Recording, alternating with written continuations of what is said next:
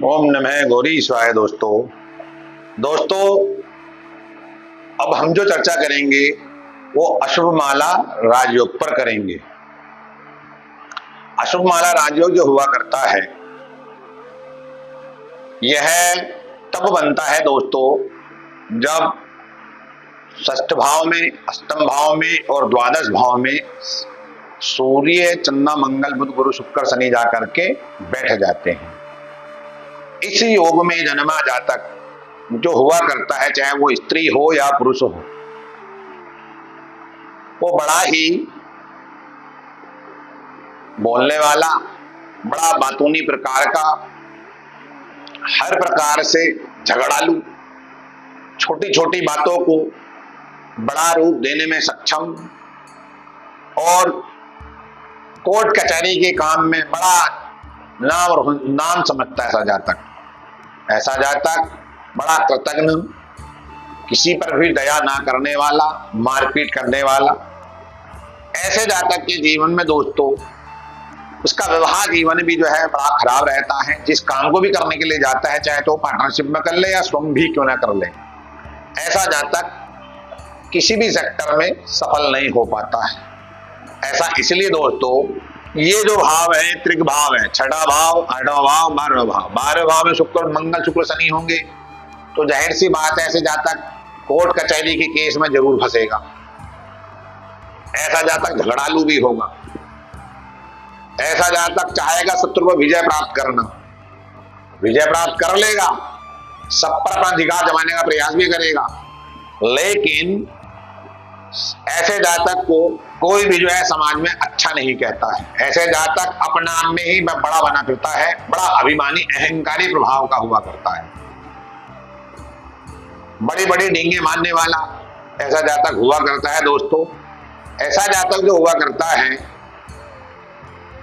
विवाह जीवन क्यों खराब होगा ऐसे जातक का, जब शुक्र सेकंड का, 7 का लॉर्ड होकर के 12वें घर में जाकर बैठेगा, जबकि उसका खुद का कुछ का घर है, लेकिन मंगल शनि के भी साथ में बैठा हुआ है। मंगल झगड़े का कारक, शनि कोर्ट कचहरी का कारक, शुक्र भोग का कारक। ऐसा जातक की महत्वाकांक्षाएं भी ज्यादा होंगी। तो ऐसा जातक कर्म जो करेगा अपना भोग पाने के लिए, गलत काम के लिए और अग्रसर हो जाता है। ऐसे जातक के ऊपर आरोप प्रत्यारोप वो लगते हैं। सूर्य गुरु जब अष्टम भाव में जैसे कि है किसी कुंडली के अंदर, तो सूर्य आत्मा कारक है और गुरु ज्ञान का कारक है। तो ऐसा जातक तांत्रिक विद्याओं में बहुत ज्यादा रत रहने वाला, जो तांत्रिक लोग हुआ करते हैं उनकी शरण में रहने वाला ऐसा जातक, हाँ इतना भी जरूर है कि ज्योतिषी विद्या में विशेष का रुचि रखने वाला हुआ करता है। ऐसा जातक अगर किसी वजह से, जैसे कि राहु केतु ये उच्च राशि के बैठे हुए हैं और ये नक्षत्र वाइज किसी अच्छे नक्षत्र में बैठे हैं, या फिर यही इन्होंने अच्छे नक्षत्र ले रखे हैं, तो ऐसा जातक कहीं ना कहीं ध्यान और योग साधना के माध्यम से साधु संत महात्मा भी बन जाता है। लेकिन ऐसा जातक साधु संत महात्मा जब बनता है तो समाज के लिए एक अच्छा ऐसा बना देता है कि समाज उसके पद चिन्हों पर चलने का प्रयास करती है।